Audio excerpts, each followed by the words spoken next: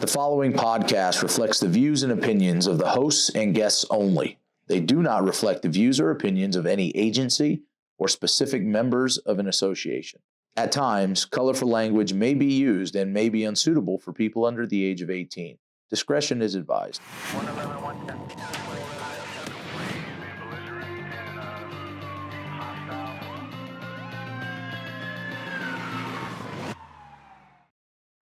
All right, everybody. Welcome back to the LVPPA Podcast. I am your host, Steve Gramis, president of the Las Vegas Police Protective Association. With me today is my man, Brian Yant. Yep. How you doing, guys? Thank you. Yep, that's me. We always like to start the show off. We got some good advice about talking to people about what the show is and who we are. So for those folks that aren't aware, we are the police union, the legal defense, the contract bargainers for the men and women at Las Vegas Metropolitan Police Department. We represent about 3,500 police officers here and corrections officer at LVPPA, as well as the city of Las Vegas. We have been around since 1947. The LVPPA has, even though that was before the city and the county merged in 1973 to form LVPPA. This group has always been around for about 34 years, even before that or whatever it may be. So long-standing tradition with our association, our union. And so, we're very pleased to be able to represent the men and women of law enforcement. Lead off the show with, we are so thankful President Donald Trump won the election. We are so thankful. I think our last show we were talking about election and having the president come to our building and all that stuff. And at this point, we're only, 11 days in, 12 days, something like that. And he's already making all the anti-America people unhappy. But law enforcement is super happy with some of the things that's coming. Absolutely. And even some of the mentioning of the things coming.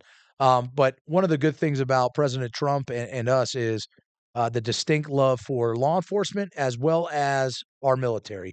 And today's show is going to center around that, and it's going to be in a little different venue. Brian is going to lead the session here with the Alex Dell law firm. This is a great organization that is looking out for the benefits and the well-being of military folks, first responders that were military. There's a bunch of different facets to the Alex Dell law firm. And so I think it's worthwhile with all the work Brian's been doing for us to talk about it and what they do and the benefits that are out there. And, of course, we have now, we see that 53 million followers now with the show.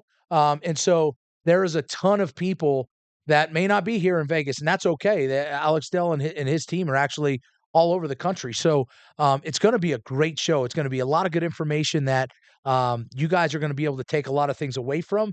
And I really, really, really, truly hope, and Brian says this to our members all the time, you just don't know what you're missing until you talk to folks like the Alex Dell law firm. And it's true. And Brian himself was stuck in a rut with benefits and not getting the right things. And he had some representation from some other person that said he'd get stuff done, but didn't really get stuff done and kind of, just kept dragging him along. And then all of a sudden, Brian's like, hey, I'm 100% disabled. And it's because of the Alex Dell law firm. And so I think it's going to be a really cool show for Brian to lead through and the team to talk about. And, we'll get to it here in a few minutes. Brian, got anything to tell the people before we get the team in here? Yeah, to me, I'm very passionate about this because, one, being a Marine Corps veteran, every chance I get, I want to pass the word and spread the message and share the love with not only the Marine Corps guys, but all veterans, because we all signed a blank check to the government, putting our lives on the line to defend this country. And there's a lot of benefits, and we went through a lot. Have a lot of injuries or body aches or pains, and guys think, well, disability is only for guys that get shot overseas or lose a limb, and those guys absolutely 1,000% deserve it. And I always fought in my head that battle of, I don't need it. I'm healthy. I'm good. Then as you get older, things creep up on you, and I pushed it off. And my mission and goal with this and talking about Alex and his team is making sure that going forward that you can get these benefits that you deserve. And under the previous administration, they were giving all these other people that don't deserve benefits a ton of benefits, and our veterans are homeless and out on the streets, or they're working and they're struggling to get insurance or to get care. And Alex and his team, they're champions for law enforcement and veterans. And I don't know if I can say the word. They kick butt with what they do. And again, like you said, Steve, you're only going to kick yourself in the butt for not doing it sooner once you start working on this process. Super easy. The VA is a pain in the butt. They take a while, but Alex and his team guide you through it step by step. And so you said, like, and I know we'll talk about this is for all military folks, right? Even Air Force? Air Force guys like John Abel, Okay. on our board. All right. They get disability too. God bless them. The Space Force guys, and the new invention of the Space Force, it's for one and for all. And you signed up to represent this country and stand up and fight for the beliefs and our citizens. You deserve these benefits. And it's so true. You look at what the previous administration did with our veterans, our homeless population of veterans that needed help. They got no problem sending billions of dollars to another country for them to utilize for their civilians and their folks. But our own people are sitting there on the streets downtown Las Vegas that need help, and nobody wanted to help them out. And, I know Alex Dell and his team go deeper than just our law enforcement family, right? They're there for everybody. So we're going to get into that episode. Before we do, what's on the table? Pink Box Donuts, right? Judy Siegel and the team over at Pink Box Donuts and Bagel Mania is an absolute sponsor of this. I know I've said I've had sponsors before, whether they knew they were sponsors or not. I would make it up. But we do have them representing us. They're just some of the greatest people. Like, they can't do enough for law enforcement, enough for our community. They keep opening shops all over town. So we thank you to Judy and her team for the Pink Box Donuts. And it's going to be a good show for today. So with that, we're going to cut away. You're going to stop looking at my ugly face. We're going to put this ugly face in this chair, and then we're going to get into the topic of the day. So stay tuned. We'll be with you right after the cut. All right, everybody. As Steve mentioned, I'm going to be taking this over. This will be my first time, so quite interesting being in the big guy's chair. Again, I'm Brian Yant. With us, we have Alex Dell from the law firm of Alex Dell, and we have Rebecca Stryker. She's Alex's lead on client relations and the client manager. Most of the time, whenever you call the office to get in touch with the law firm, Rebecca will be ending up reaching out and touching base with you. So I want to talk about how I got involved with Alex and his team. First off, Alex and his team have been long supporters of NAPO, which is our larger national association. It's a national association of police organizations. They've been supporters and sponsors of NAPO for many years. They attend all the conferences and conventions that we have. They also helped us this year or the past year with our delegate convention and sponsored portion of that and attended the event with us. So Alex and his team have been at the events for NAPO. I had been struggling for many years. I got out of the Marine Corps in 2000. When I got out, the Navy hospital told me, hey, you've got these sort of illnesses and injuries that you sustained when you were in the Marine Corps. I was 23. I already had a job here with Metro. They said, you need to go to the VA and you need to get some sort of disability stuff. I was like, yeah, right. I'm 23 years old. I'm good. I'm going to Vegas. I'm going to get hired and I'm going to start working. So I blew them off. A couple years later, my hearing started going. I had the standard issue military tinnitus that everybody that joins the military gets. And, my ears sounded like a rock concert every day. And it started getting worse. So I started trying to check into that and fought the VA for about 10 years on my own, trying to get just the tinnitus portion covered and didn't really know anything about it. After several years and then becoming the NAPO rep for the PPA, I ended up meeting Alex and Rebecca at one of the conventions. And we started talking about things and started taking the process forward as far as pursuing VA disability claims and stuff like that. And I can tell you, doing it myself, I'm no legal guy. I'm no rocket scientist. I'm just an everyday guy. And it was hard. But with Alex's team, the process got so much easier, so much better, and they walked me through every single step and took care of everything that I had and every question that I had, and took care of the needs of what needed to be done and helped me get to where I'm at, which we'll talk about towards the end in this segment. But with that, I want to introduce you to Alex and Rebecca and let them talk about some facts, and then we'll have some question and answer on some common things that officers and veterans might see in the VA process, and why should we choose a firm or a law firm to represent us versus doing it ourselves? Because that's a common question that I get. So, Alex, I'd like you to start with introductions on yourself, and then Rebecca, and kind of let's walk through this and educate our folks, because that's the biggest thing is education And no and doubt, promotion. no doubt, Brian. And first of all, great to see you, and thanks for having us here on these nice, comfy couches Yeah. today.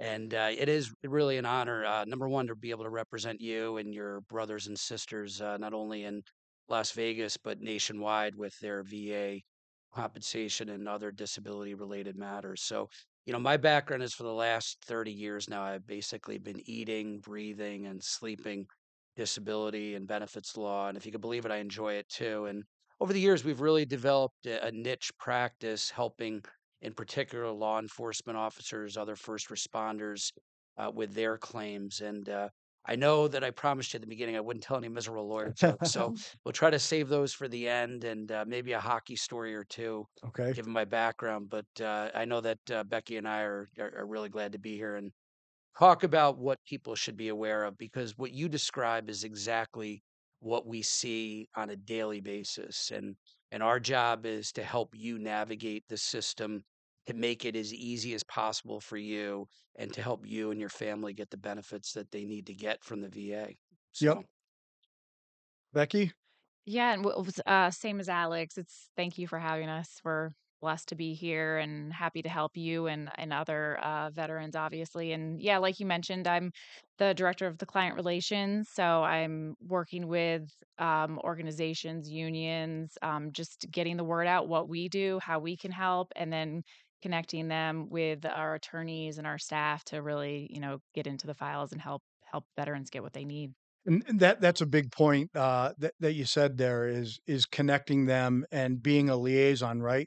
I can tell you, I I wish I had an exact number. I would think somewhere over the last year I've given out your guys' information, probably 100 or so folks, Yeah. and the greatest reward for me is everybody that I talk to that's constantly calling your groups, whether they're calling the office directly or calling you.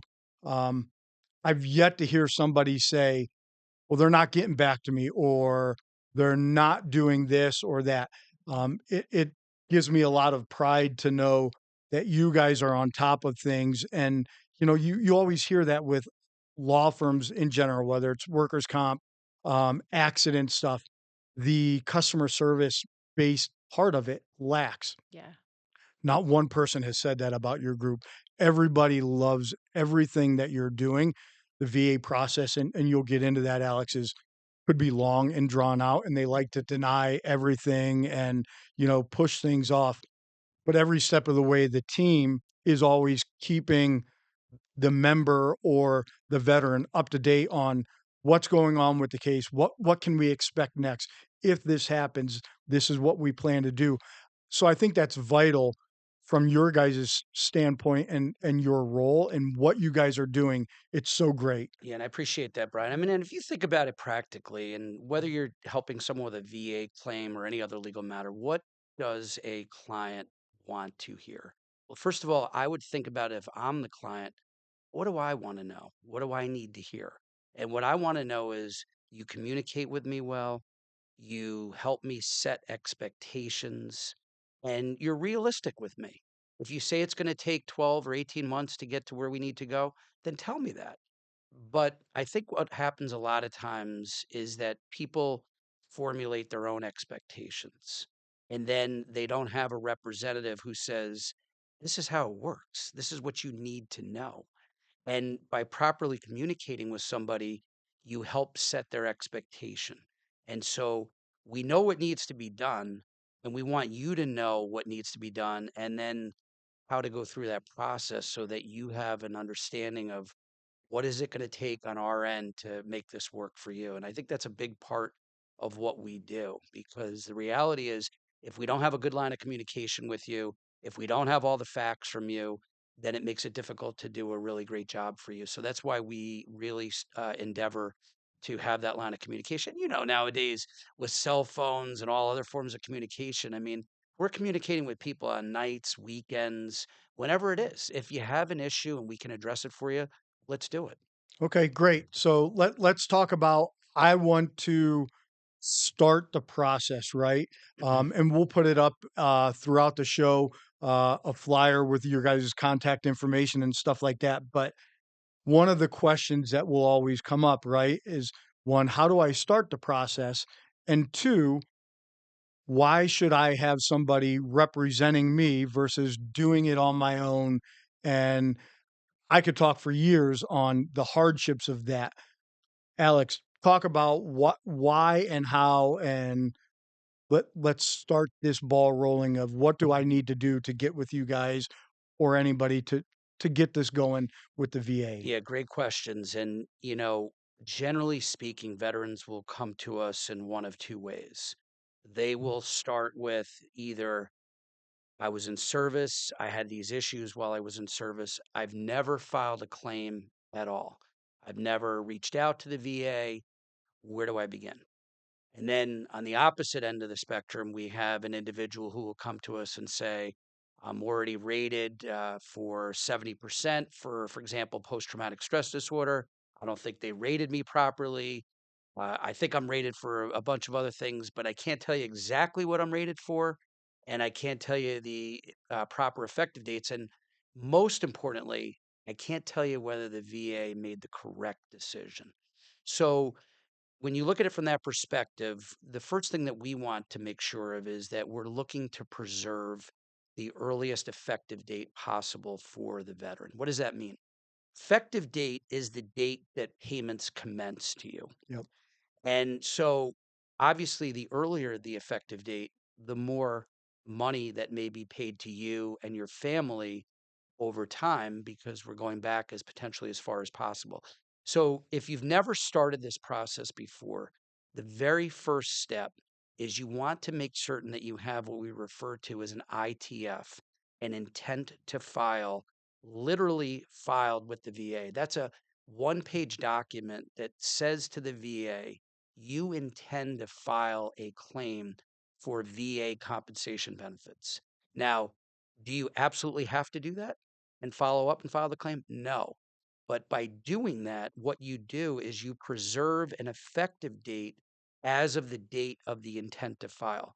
And what practically happens after that is, as we're gathering information and data, we're looking at service treatment records, we're getting records from outside facilities, we're formulating the claim. In many cases, the actual claim form itself, which is known as a 526 EZ form, you'll find that the VA does everything by form. They'll run your claim from when the claim is literally filed. But the beauty is that if that doesn't get filed until 5, 6, 11 months after your intent to file, because you're gathering data or information, you still have the beauty of being able to go back to that very The first date's intent to preserved. file. Yeah, exactly. Yes. And so that's the starting point, and that's something that you could literally file on your own with the VA. That's a process that we will take care of for individuals that contact us, even if they ultimately say, hey, you know what, I decided I don't want to go in that direction. But at least it gives you a year, 12 months to really make an educated decision about, what am I claiming? Do I want to claim this? And this way, you're going to put yourself in the best position to get the best amount of retroactive benefits. So, And that's a big point. The intent to file is only good for that 1 year mark. So if you lapse, whether the individual does it on their own or whatever, now you're losing that preserved date in most times, correct? Yes, and you could thereafter file another intent to file, but the VA is not going to allow duplicate ITF filings within that 12-month window. So that's a really important tip for not only anyone who hasn't started the process, but even if you have a service-connected disability rating and you've decided that you need to make a claim for an increase in a rating, or you've developed a new condition either directly service connected or secondarily service connected, which we should talk about later on about how to look at secondary conditions and the importance of not having tunnel vision. I know we talk a lot in law enforcement about tunnel vision, but not having tunnel vision, particularly when it comes to secondary conditions. But for those individuals who are already established, and ITF also is a very important item that they need to be aware of and can preserve a future claim even with the existing claims in place. The other point that I wanted to make was with people that have established claims, and some will come and say, "I'm already rated at 100%. I think I'm all set." And one of the things that we have found over the years is that anyone, whether you've been rated 100% or otherwise, should double check and make certain that the VA has done their job properly. I know this may come as a bit of a shock to some people, Right. but believe it or not, the VA makes mistakes. Brian. They really do, and I'm not saying that to be funny or scare anyone. I'm telling you it because that's the real deal. Interestingly, there was a study done by the Office of General Counsel for the VA back in 2020, 2021. And what they looked at was after people filed claims, how did the VA set them up for medical evaluations? And they found that out of 42,000 claims that they looked at, about 68% were wrongly handled by the VA. Big number. That's a scary thought and a scary number. And what it means is your claim may not have been properly adjudicated to begin with. So simply because you think you're at the right rating, you should at least still have a confidential review done. And I know the thought process is, well, boy, if I say something about this or I rock the boat, I'm going to lose what I've got. And what we're talking about is a confidential review to see, did they make the right decision? Did they have a problem with that? And if they did, then we would recommend the next steps to be taken. And I think that's one of the things we see quite often, Becky, right? When people call, they're either at the starting point of any claim or they're knee deep into it and they're looking for some guidance on did the VA do the right thing? Yeah, Yeah. So, definitely. so Becky, when a person calls you and sets up a consultation, let's Mhm. talk about your role in being the liaison and aligning things, and then we'll pivot back Yeah. to Alex with the process of the claims and then the appointments and all that. Mhm. So how does that work for you and coordinating and saying, hey, I need to speak with somebody, and Mhm. do you triage basically on needs and who's going to be the best fit within the team for this individual, or what's your role in that? Yeah. Yeah, so like you said before, Brian, you've sent us a lot of people over the last year, and those people usually call me directly when they come from you. And I personally find that get back to those people hopefully that same day. Um, and it's a pretty simple process, like I'm getting to know the person. I think that we kind of said a little bit, is our customer service is very important. We really want to get to know the clients. So I just have a little conversation with them, get to know them. If they know you, maybe we'll pick on you or something. Yeah, pretty easy.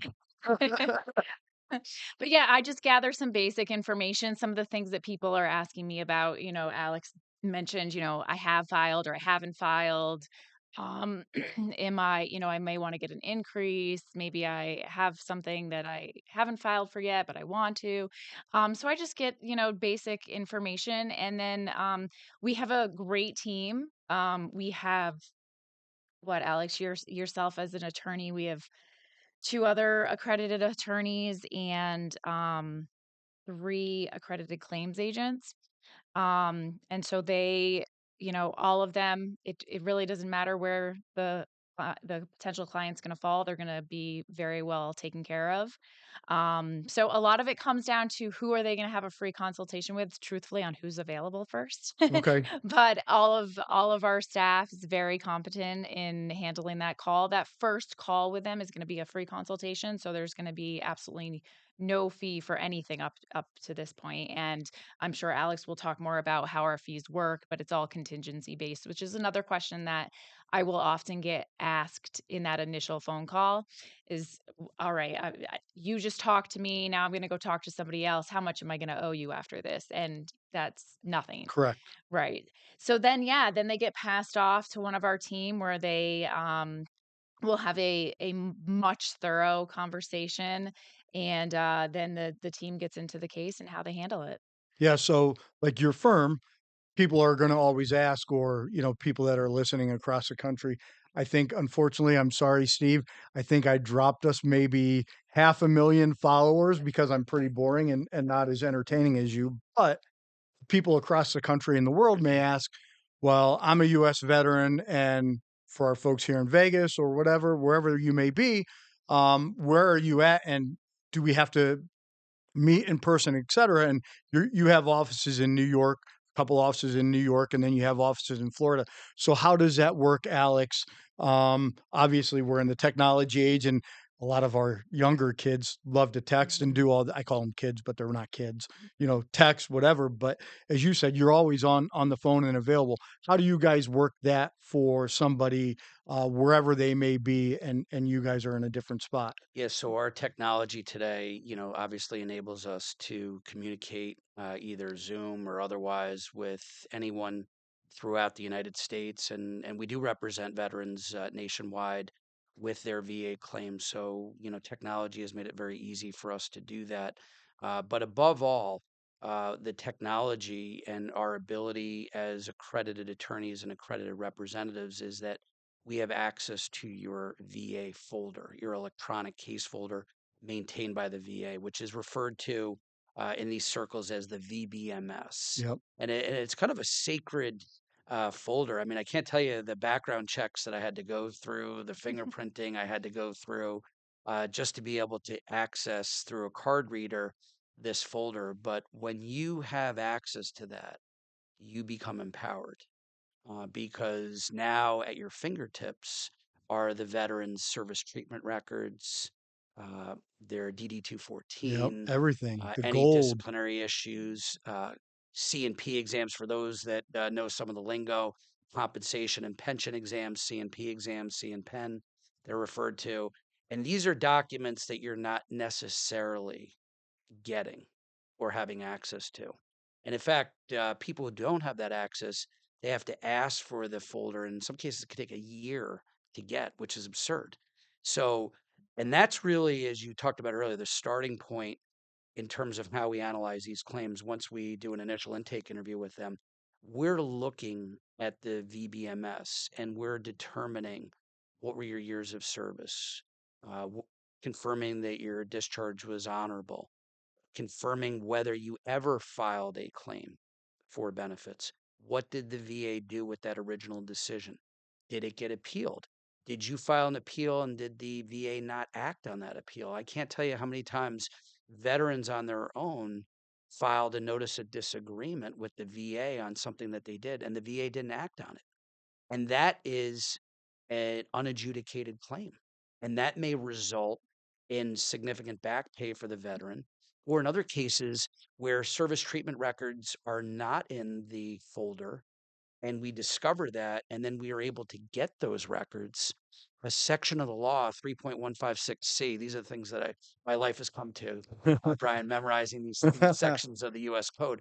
But a section such as that would enable us to go back to your original filing and say, you had these records, but you didn't link them up at that time. And now that you have them, that changes the outcome that you would have made back then. And so the veteran gets to benefit from that. So from there, that's how we determine what the next steps are. And in general situations, if we're filing for new claims, I talked earlier about a 526EZ form. But what about those situations where you've already filed a claim and the condition was denied? So in those situations, back in 2019, the VA changed the way they did business. They went to what they call the Appeals Modernization Act. What does that practically mean? It means that it gives us a number of different lanes or avenues to challenge a decision. What your listeners need to know is, when did they get denied? And then what are our appeal rights from there? Generally speaking, there's no statute of limitations on VA claims. So in other words, someone says, well, I got out in 1985 and I never filed a claim. Doesn't matter. We can file a claim now. And as I talked about, the date will go generally from that effective date unless we can find an exception as to why it shouldn't. But what about someone who filed a claim, got denied? Generally speaking, we've got 1 year from that rating decision that you got to file an appeal. Yep. Now, could we file an appeal even after a year after that? Sure. But the difference is, if we file within that 12-month window, we preserve the effective date. And earlier I talked about why the effective date's so important. And in many cases, you may go through 4, 5, 6 different challenges or appeals. But if every challenge or appeal is within that 12-month window, then I've strung along this claim to the point where I can still take advantage of that earliest effective date. And that's a big deal. And then one last thing I was going to say about appeals is, there's a lot of thought that goes into what type of appeal we're going to file. Basically, we've got 3 avenues. We've got what they call a higher level review, we've got a supplemental claim, and then we have what we call a notice of disagreement, where we go literally to the Board of Veterans Appeals. Just briefly, and I don't want to bore everyone with a lot of miserable lawyer stuff, but a higher level review is where we look at the record and we look at the decision from the veteran who rated the person, the service representative who rated it, and said, nah, man, you got this completely wrong. The facts are here. The record's great. We got what we want. We asked for a higher level review. We asked for someone who's got more experience as a decision rating officer to say, take a look at this, and you know what the right decision here is. Help us out and make the right decision. Alternatively, if we look at a claim, and this happens quite often too, and we determine based on our experience and our review of your records that you just don't have enough yet, and sometimes that happens, right? You need Yeah, you need a you might have to nexus get letter. more Yeah, you need a appointments. doctor to put a connection together. And we should talk about nexus letters and how important that is. What we'll suggest in those cases is, let's file a supplemental claim. The VA, the beauty of the VA is that they will consider new and relevant evidence and let you go back and go back and go back whenever there's a denial. And that's the beauty of this system. And that's what the listeners really need to be mindful of, is that if you get denied, that's the beginning, not the end of where we're going with these And claims. that was a lot. That's a great point, because that was a lot of my problem in this, was the initial denials. And I'm like, I'll just use one of my claims, my sinuses, which I got a horrible sinus infection right now. The VA, even though I had a doctor that said I had chronic sinusitis, I went to the VA. They did a head X-ray and said, "Oh yeah, your sinuses are horrible. You need." I'll use the term roto-rooted, because that's what they wanted to do. They wanted to go in and like clean out my stuff, and I'm like, heck no, that's going to be painful and horrible. They still denied these things, and I'm like, how in the world is this possible? And use that mind blown emoji that the kids love. I think that's probably old and outdated by now. But that part of that process for the veteran and on my side is almost, a kick to the cojones, and, you're getting punched in the gut, because it's like, wait a minute.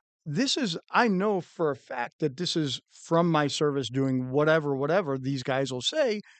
And nope, not good enough. Or it, it messes with your mind, these denials. And that's where, in my experience, again, I go back to your team, you know, your son, Ryan, was one of the main guys working on my case, which I think is great that he's continuing and following your footsteps, which is amazing. Um, they were so great with, hey, don't get upset about this. Don't let it affect you. Because there were nights when I would get the denial letter in the mail and I'd be like, man, I need to have like 10 drinks instead of just one because it was horrible to get that, but to get the reassurance from your team, hey, here's how we're going to approach this. Here's the next steps. We're going to win this. We're going to fight this. Don't let it affect you. I think that's so important to our listeners and our cops and the veterans out there because this process isn't easy. And that's where, in my opinion, and why I say you need an advocate, you need somebody fighting for you because you always don't know the best answer, solution, route. And that's why I challenge people that tell me, well, you can do it on your own. Well, no, yeah, you can. Mhm. But do you want that added stress, that added pressure, and not knowing the right routes versus somebody like you, Alex, or your team to guide you through that and help you with the process? Yeah, I mean, it can Mhm. be a roller coaster, Brian. I mean, you know that. And, you're on our team and we're going to get you through that, come thick and thin. We're going to get through the process and we're not always going to say things to you that you want to hear, but you got to hear them because that's going to make you better. It's going to make you stronger. It's going to make you have a more viable claim. And it is a gut punch when someone says to you, well, you weren't there. There's nothing demonstrates you had that in service. And that's a big issue that we see with veterans is that they didn't say anything while they were in service. Yeah, you don't want to be a sick bay commando. I mean that's what the military is. You gotta be tough. Suck it up, Buttercup. Get out there. Oh, you rolled your ankle and you were humping 100 pounds and it was a 20-mile hump. Here's 800, 1600 milligrams of Motrin. Get back out there on the firing line and let's get this mission accomplished. You Yeah. know, the sick bay commando, you get you know lack of a better term, you get your butt beat by your squad mates or your squad leaders because you're down and you're not able to work and you're in the infantry you're not able to function and carry out the mission. So guys don't document stuff, and you don't have that documented, and that potentially could hurt your case. But talk about um, nexus letters or buddy letters and how our cops and veterans can use these things to help solidify their case. Yeah, and I think first of all, it's important for everyone to know that there are a tremendous amount of situations where we look through service treatment records and we can't find any evidence that this condition was documented as occurring in service. But I will also tell you that that doesn't mean that you're not going to have a compensable service connected condition. And the way we do that is we have the ability to put together what they refer to as a statement in support of claim. The VA refers to it as a 214138. There's another number for you. I know you're a numbers guy, Brian. Ah, So, the brain's already so, spinning and but what smoking. that form does is it enables us to say to you, tell us in your own words what happened that day and put together as much detail as you can. And if you have a friend or a buddy that was with you at the time, they likewise can put together a statement. If you're a habitual snorer and your wife knows that you snore, have her put together a buddy statement. And that likewise is something that the VA will consider. What a lot of people don't know, and they think, well, it's a law, it's a legal system. The rules of evidence don't apply when it comes to the VA. And so we're able to get information into the record that in many other courts we would have a difficult time potentially doing. So that's a big deal. And then the other big deal is I often see this, and I didn't want to say anything in the beginning because I wanted people to like me, but I used to be a Division I hockey ref Yeah. and was an NHL trainee for 2 years. Got to ref one NHL game, and the reason I did that was I wasn't getting yelled at enough by my wife or a defense lawyer, so I had to go ref hockey games to feel loved. But the way refs got in trouble is frankly the way I think some veterans get in trouble is they have a tunnel vision. And I know in law enforcement there's a lot of talk about tunnel vision and the significance of that, but in our world, in representing veterans, what I'll often see is that veterans will either ignore or not address the fact that maybe the service-connected rhinitis from the burn pit exposure is now causing me to have sleep apnea. Maybe the traumatic brain injury that I had when that grenade exploded has now caused me to have post-traumatic stress disorder.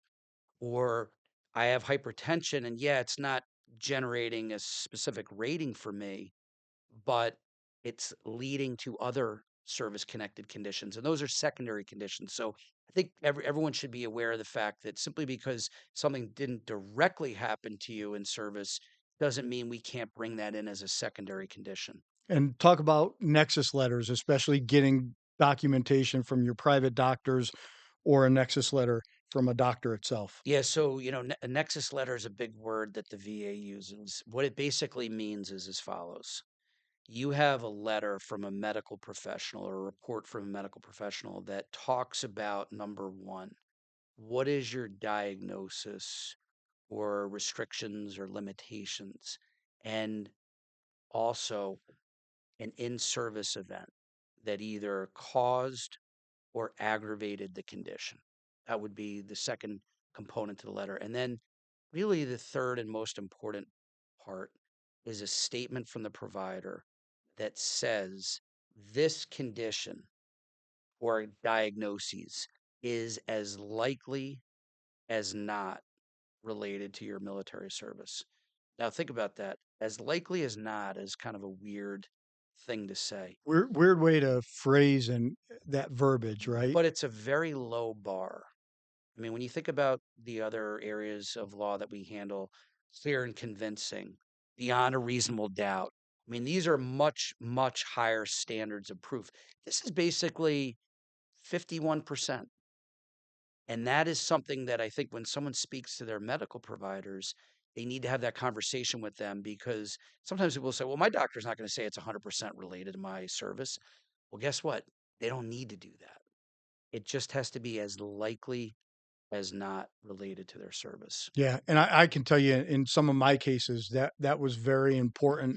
One, statement letters from my wife and my ex-wife about my snoring or sinus issues, um, and the sleep apnea. But then getting a nexus letter from my private medical provider to link all these other things, in my opinion, that helped solidify and add value to the claim, which gave substance and an easier, maybe decision-making process um, to the VA to make a decision on the case. Yeah, and I think as, veterans go through the process and they get evaluated by one or more compensation and pension doctors, they need to not lose sight of the fact that they need to communicate with the provider that these are the things that I experience on my worst days, because that's important for the VA to be able to document that because that plays into what is your overall rating, what's the severity of your condition. And I think a lot of times people will present in a way that it makes it look like everything's cool, I'm doing great. But the reality is, think about your worst days, and that's what you want to make sure you're able to communicate to the provider too. Absolutely, that's very important. Is you might have compensation and pension appointment to see a VA doctor and to be evaluated for whatever claim that you may be in there. You may be having the best day and you might not be so much affected by the condition. However, the next day or the day before may not may be a lot different and your symptoms or problems may be more pronounced.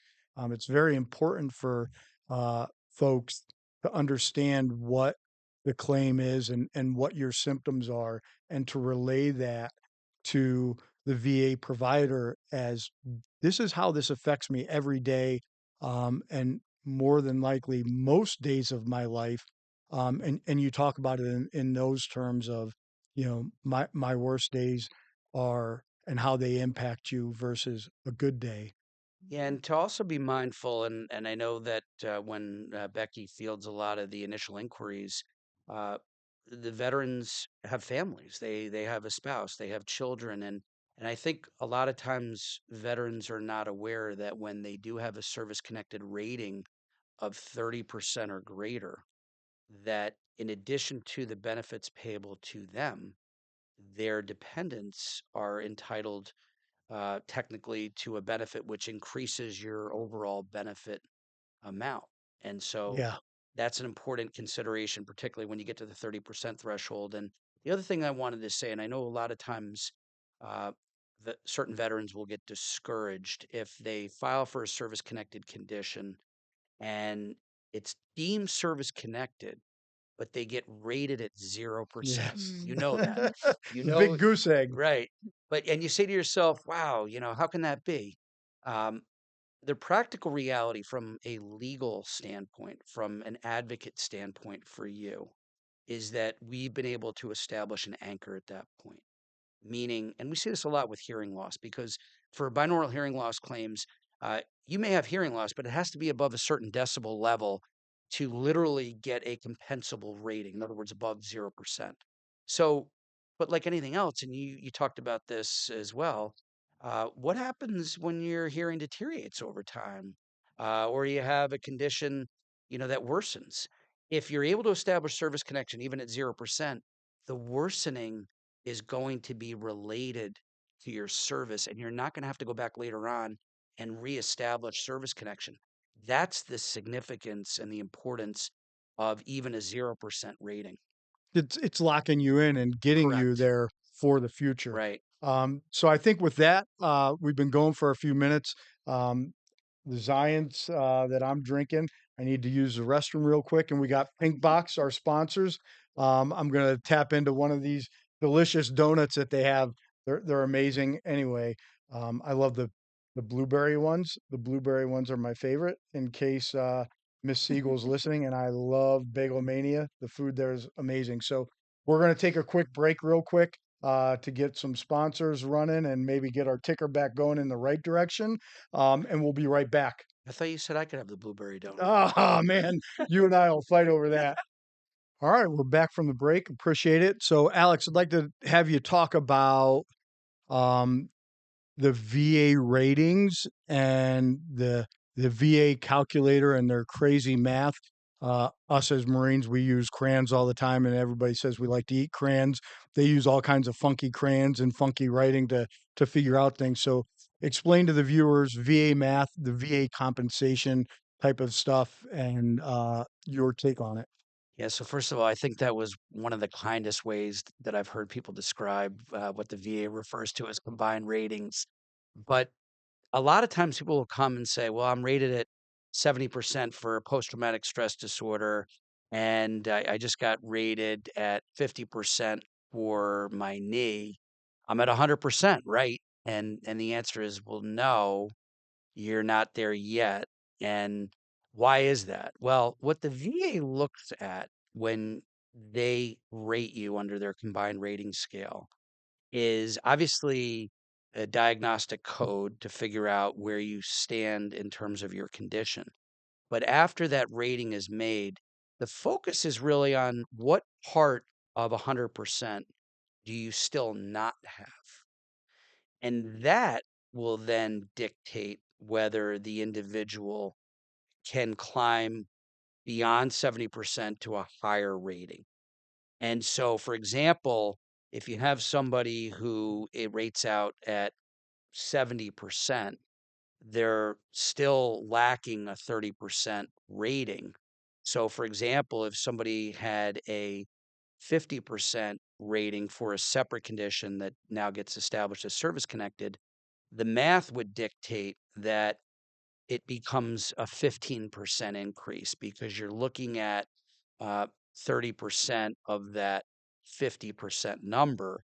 And so now you're in a situation where you're potentially up to 85%, except the VA rounds up. So then it would round up to Great point. 90%. So They can round up or round round down. down. If you're at 84, you're at 80, and if you're at 85, you become 90. The idea practically is to, again, as I talked about earlier, not have that tunnel vision mentality and start thinking about what other conditions may I have that are either not necessarily directly service connected, but are secondarily service connected. And on top of that, to make sure that the rating to begin with is correct And proper. They'll underrate you all the time. all the time. And, they'll miss key parts of a C&P exam. And so that's what we're going to look at as well. And sometimes the rating can go upwards simply because we picked up on a mistake. And I think the other thing we should talk about as we talk about ratings are, what does it mean practically if someone is rated at 100%? Because I think a lot of times there's this concern that if I'm rated at 100% medically, that somehow that's going to affect my employability. And then the practical reality is that an individual is able to work full time and be fully functional and still get that particular 100% medical rating. The VA rules, regulations, definitions do not state that simply because you have that rating means that you're not employable or, frankly, restricted from uh, activities, including police work. There is a small subsection of claims, which some people refer to as a TDIU claim, total disability, individual unemployability claim. That's reserved for somebody who, when we look at their situation, they're really not employable. And if they get a 100% rating on that basis, then their earnings are limited to that below the poverty level. But those are unique situations, particularly where the individual is really, truly not employable. But I think it's important to talk about that as And well. it's also important to talk about, as we're always talking about uh, wellness and mental health. Um, if an officer or a veteran would have a PTSD claim through the VA, that does not prohibit them from working, owning firearms, things like that. Because that's one of those taboo things. Oh, I have PTSD. Now I'm going to be affected by my agency or unemployable because I've got PTSD, and it's absolutely inaccurate. Correct? Absolutely. And I think everyone should know that and be comfortable with that and know that from experience in the sense that we see that all the time. People have certain ratings and yet their employability is not impacted by that. Where there were some issues are where you're asked about your condition and then you misrepresent your condition. And there was a big situation with pilots in the FAA, and they were asked about whether they had any type of mental health rating or condition. And for those pilots that misrepresented that, that's why there were issues with respect to their employability, because the pilots that were forthright and said, yeah, I've been rated by the VA, but it doesn't affect my ability to do my job. There were no issues generally with those particular individuals. It's only when you misrepresent your condition do you run into those problems. Okay. So as we're talking about compensation and ratings, so I'll talk in the Nevada side for VA disability type of benefits for here. Um, Depending on your rating with the VA, you can get tax exemptions on property taxes or transferable for DMV credit discounts for registering your vehicles. Other states have different varying levels of rating percentage, what it would equal or give you as far as property tax or registration stuff. Um, as you get to certain points, you have federal parks, state parks access, access to the base commissaries, exchanges, discounted tickets to theme parks, etc. But let's talk about for family benefits. If, say, you're at 100%, which everybody's dream, and I always see, especially around Christmas time, all my veteran friends have these, I think they're called memes or memes or whatever they're called. Memes. The the joke is, all I want for Christmas is 100% VA rating, and there's somebody praying, and all these different things. So Mhm. let's talk about that. What, as a veteran with a family, what does 100% or then 100% permanent total? What are things that the veteran and their family could get? As far as benefits Yeah, so big deal, right? So medical coverage, insurance, educational benefits, tuition reimbursement, and the list goes on. What I've always suggested is, because each state has some individual differences, is that you take a look at the state's description of the benefits available, and you can look and see exactly what you're entitled to in your particular jurisdiction or state where you live. But I mean, it really does open up a whole host of, frankly, very deserved benefits for your Absolutely. family members. It's life changing, especially if you have children, and they're going to go to college. Even for the veteran, you can get educational reimbursement should you want to go to Yes. college, um, get a new career, stuff like that. So that's huge. So let's talk about now, as we kind of start to wrap up. Let's talk about fees and these scammers, because I had a young former Marine. Um, well, they're not former. You're never a former Marine, um, but a young Marine in my office, and we were talking about VA stuff, and he was talking about what he had to pay up front to a firm, not really a law firm, but to somebody, and then the extra humongous percentage for any increase in award. You call them sharks, and stuff like that. So talk about first. What your compensation rate is and how that works, and then let's talk about those crazy, absurd individuals out there taking advantage of our veterans. Yeah, it's terrible. And actually, it's the VA's word. They're referring to them as claim sharks. So we'll talk about that too. But let me make sure everyone's aware of how it should work. Number one, you want to talk to someone who is either an accredited VA attorney or accredited VA representative. Why is that? Well, there is a training process, there's a level of scrutiny, and these are individuals that have experience dealing with the VA, and the VA has credited them and said that they're individuals that you should be dealing with, particularly when you have a VA claim. However, the way it works practically is that you are not allowed to pay an accredited attorney or representative upfront, out of pocket, for any representation that you have with them, particularly where the VA has not made a decision and then that decision got appealed and then you're entitled to back pay. So, what does that mean practically? You hire a representative and you say, I'd like you to file this claim on my behalf. We file the claim and we get all the benefits you're entitled to. In that situation, there is no lawyer fee whatsoever. There should not be a lawyer fee whatsoever. We'll talk about what the claim sharks are doing in a minute. How does a lawyer fee come into play? You come in, we file the claim, not surprisingly, gets denied. Always, right? I know Yeah. that seems hard to hear that, but it's true. And then we file an appeal. And the VA ultimately says, Dell, you're right. The veteran is entitled to this benefit, and they're entitled to this benefit retroactive to a certain effective date.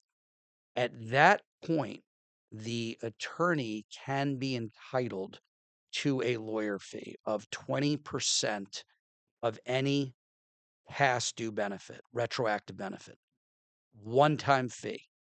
If the veteran is thereafter entitled to ongoing monthly payments because of that successful appeal, there's no lawyer fee that comes out of that. It's only where you have a retroactive benefit after an appeal has been filed. And you know what? That makes sense. I mean, why should the representative get paid on an initial claim filing where the VA says, yep, you're right, that's the right decision? But the reality is, many of these benefits have to be fought for and through expert analysis and expert appeal process. And that's where the nominal fee comes into play. What's going on Well, nationwide? real quick, let me interrupt you. I'm Sure. sorry, because I think there's a very good point that you missed on. When that 20% lawyer's fee is awarded for any retroactive back pay, the veteran will never have to cut that check. The VA handles that Correct. themselves. So to me, when I first learned of that, I thought that was amazing because one, obviously you should be taken care of for your time and expertise and help and assistance. But the veteran never has to worry about making sure that is done or handling it. That is handled directly from the VA directly to you. And to me, that's a very big point for veterans and officers that are listening to understand and know. So then let's talk Yeah, about it the claim simplifies the sharks. process for Yeah, sure, and it makes it easier for the veteran to have great representation, particularly because we're not asking you to pay us any money directly, and most importantly, you're not paying us unless we've achieved an excellent outcome for you. So what's going on with claim sharks, and it's a big problem, is that they come to you and they say, "We will help you with your VA claim." We will not notify the VA that we're representing you because in many cases they're not accredited. But here's what we'll agree to. If we file for your service connected tinnitus condition and the VA rates you at 10% for that, and you're entitled to $135, $140, $160, whatever it may be when you filed, here's what we'll agree to. You're going to give us 5 times that amount or 10 times that amount of money. If we get you rated at 100%, you're going to give us 5 times or 10 times that amount. Meanwhile, if it was through an accredited representative, there may still be no lawyer fee in those situations. So it's sad to hear about this. scary because it It's happens. problematic. And the VA is doing their very best to try to really eliminate this type of taking advantage of a veterans, which is just really, frankly, inexcusable. Yep. It's sickening because it's, in my opinion, it's frickin' robbery, and it shouldn't happen. So, um, listen, we've had a great conversation. Um, we could probably talk on this for hours, and No you doubt. know, it's great information for everybody that's listening. I think we got a couple extra clicks and likes out there, so Steve's not going to kill me. Um, but Alex, Rebecca, really appreciate you guys coming on. One being supporters of law enforcement, of our national association, of the PPA, but truly taking care of veterans. I can tell you, taking care of me and my family and what you guys have done for my family. Um, I can never repay you, and I can never speak enough great words about what you've done. And I'm glad to push people your information and help guide them to get help because I wished I'd have done this years ago because I just kick myself in the butt every day that I think about it. So I thank you guys from the bottom of my heart, but from what our folks are going through and the help that they're getting from you and what I hope our future folks will continue to call and ask for assistance and get what they deserve and what they're owed by our country. So again, thank you guys so much for your Thank you, time. Brian. Thank you for coming up and sitting along with us. And hope afterwards y'all have some pink box donuts. That's right. And we'll take a break, bring Steve back in, and we'll close this thing out. Thank you guys so Yeah, much. thank you, Thank you, Brian. I mean, Brian. it's truly an honor and privilege to be able to represent you and your brothers and sisters. And I know that you'll let me have that blueberry donut today. Yeah. All right. Done. Thank you guys. We'll be right back. All right. Listen, I know it was a ton of info for you guys to take in. One of the easiest things I can tell you is this: whether you can get in touch with Alex Dell Law Firm with some of the info that was out there, or you just simply reach out to Brian up here at the PPA. You can email him, byant@lvppa.com. You can email us. The one thing I really hope is just please, please, please don't let these benefits sit by the wayside. Alex and his team is ready to go fight for you to get you what you have coming, very clearly outlined in that last segment. I mean, there's so much information for you that it may be tough to process. And you may wonder, oh, maybe I don't fit in like Brian talked about. You do fit in. You do fit in. And you're deserving of what is coming to you. And these folks go and get it for you, right? Yeah, absolutely. They're going to fight for your rights. They're going to fight to make sure that you get the care and the justice that you deserve for your service to our country. And again, I tell everybody, I'll say this a million times over. Um, you're only going to kick yourself in the butt for not doing it sooner because I know I sure have. And I fought the VA for a long time by myself, and I should have done this many years ago. And I'm just so thankful to be a part of Alex Dell's team and help them and help spread the message and get this out there to everybody. And one of the big things, like you covered in the segment, was it's not just you, right? Your wife is now a benefit. Your kids are now recipients of this stuff. There's so much that goes into it other than just me and my little vacuum, that even when you were going through it and I didn't know, and you walked me through what these folks did for you and the benefits that you got, and just God bless them and God bless you guys for what you did for the country, right? But again, man, it's not just you and your family now, whether it's the medical insurance or the school stipend and the help with that and the vehicle registry. I mean, there's so much to what you have going on locally that you're just crazy if you let that go by the wayside. So Absolutely. good segment, brother. And this really was brought by Brian, at least to us, to my folks that are LVPPA. It was brought by this guy working through NAPO and talking with these folks and working with these folks, and now being the outreach arm for everybody as an advocate. It's all because of you, B. And it's a good job, man. I know we're on the tail end of our careers up here. Yeah. And I'll tell you what, in 20, 30 years, when you're sitting around in a wheelchair because you can't walk and because you're just a horrible, out of shape person, and Yeah. your golf swing is bad and your back's going to fall out of your body. But seriously, you're going to sit around and go, man, there's kids out there now that are out there getting exactly what they're supposed to get with no fear of anything, right? Like you talked about, that disability doesn't affect you in your police work, right? It doesn't mean you can't be a cop. It's just something different. And so it's going to be long lasting past you and I's lives and things like that. So, final thought from me, as we always close our show, I know this show alone, we just went up to 61.5 million followers. We appreciate the people in India, Italy, United States, Canada, Mexico, all the folks in Canada, Mexico. We appreciate you. We're not going to hit you with a tariff right now, but if you want to watch this show again, I may have to, because I got to support my man, President Trump. Listen, if for our military and our active service members, we appreciate everything that you do for our country. Law enforcement and military are very similar, yet very different, right? You fight for the freedoms of our country. You have fought for the freedoms of our country. And every day our folks are out on the battle lines 4 days a week for 10 hours a day dealing with those similar problems. So to everybody that's out there risking your own lives for people that you have never met and that you probably will never meet, thank you for what you do.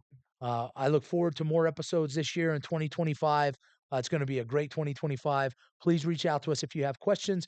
And as usual, be safe, and we'll see you on the next show. 111, 110.